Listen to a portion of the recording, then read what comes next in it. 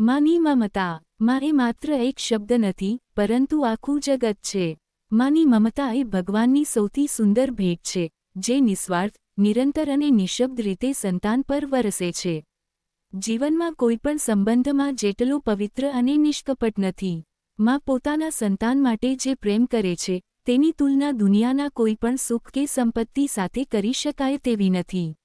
સંતાન જન્મે તે પહેલાંથી જ માં તેની ચિંતા શરૂ કરે છે. ગર્ભાવસ્થામાં અનેક કષ્ટો સહન કરીને પણ માં ક્યારેય ફરિયાદ કરતી નથી.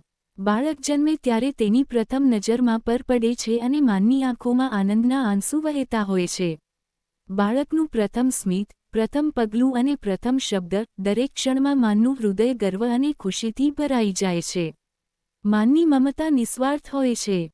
સંતાન દુઃખમાં હોય ત્યારે માનું હૃદય તૂટે છે, અને સંતાન ખુશ હોય ત્યારે માં પોતાનું દુઃખ ભૂલી જાય છે.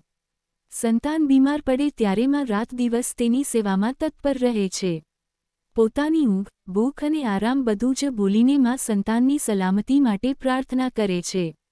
માં માત્ર જન્મ આપનાર જ નથી, પરંતુ જીવન ઘડનાર પ્રથમ ગુરુ પણ છે. સંસ્કાર, સંયમ, પ્રેમ, સહનશીલતા અને માનવતા, આ બધું બાળકને માં પાસેથી જ મળે છે. બાળક બોલતા, ચાલતા અને જીવતા શીખે છે તે માના સહારે.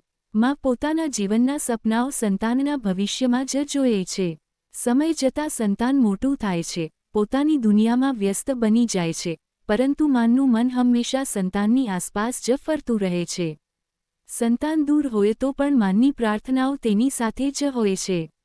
સંતાનની સફળતામાં માં ગર્વ અનુભવે છે અને તેની નિષ્ફળતામાં તેને હિંમત આપે છે. આજના વ્યસ્ત જીવનમાં આપણે ઘણી વખત માના પ્રેમને સ્વાભાવિક માનીએ છીએ, પરંતુ માં વિના જીવનની કલ્પના પણ અધૂરી છે. માની મમતા જીવનની દરેક મુશ્કેલીમાં ઢાલ બનીને ઊભી રહે છે.